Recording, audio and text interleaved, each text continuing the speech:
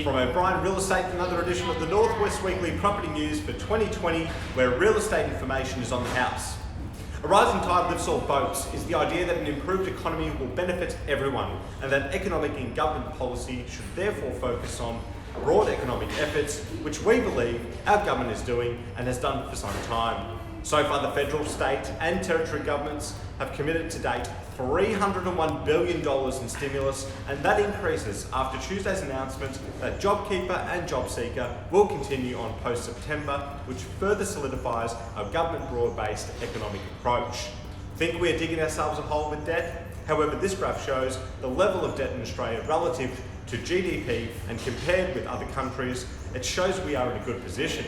Plus, the funding cost of the debt is the cheapest it's ever been, and in fact it is considered it will cost less than the GFC stimulus, so financially it makes great sense. Here's how JobKeeper and JobSeeker will change from September 28th. JobKeeper payments reduced to $1,200 a fortnight for full-timers and $750 for part-timers, whereas JobSeeker reduces to $815 until the end of December, when the scheme will cease at this stage. JobKeeper will continue at $1,000 for full-timers from January until the end of March 2021, whereas part-timers will receive $650 a fortnight. Moving on from this positive news into the numbers for the week. Across the state, we saw our highest numbers for this year with 1,326 private sale transactions, which is up 185 sales from last week. From an auction perspective, we had 177 auctions withdraw or convert to a private sale, so bear in mind this clearance rate accounts for those numbers. We saw 475 auction results captured, with 124 selling before auction, 111 selling under the hammer, 8 selling after, and 55 passing in, giving us an official clearance rate of 51.16%. If we take out the withdrawals, it's over an 80% success rate. Now reviewing the numbers across O'Brien, we experienced some subdued numbers following our personal best from the week prior.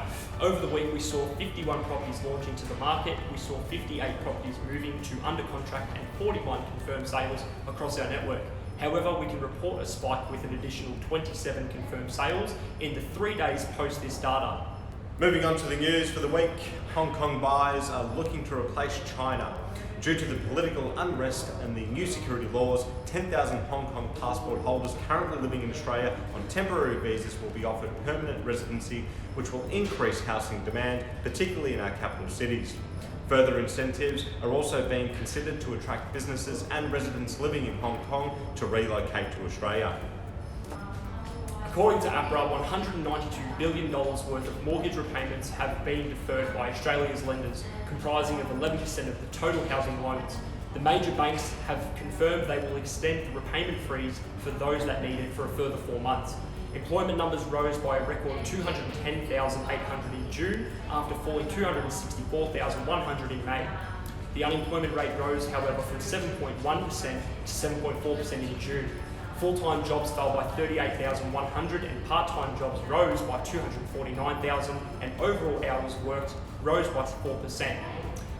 The China economy, which is now being coined the coronavirus comeback kid, its economy expanded by 11.5% in the June quarter.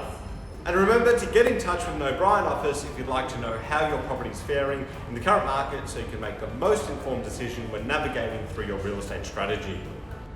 Newly listed is number 2 Crownwell Square in Caroline Springs. This lovely double-storey townhouse is opposite Parklands and is very, very spacious. It's perfect for all types of buyers if you're looking to invest, move in, downsize, upsize, all that sort of stuff. It's got something for everyone.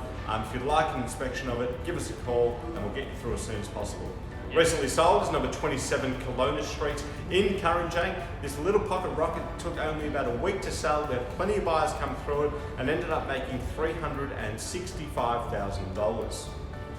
That's all for another week. I'm Alex Dacakis. And I'm Marcus Degiusti. And remember, O'Brien Real Estate is not a financial advisor. You should consider seeking independent legal, financial, taxation or other advice in relation to your unique circumstances. Have a great week.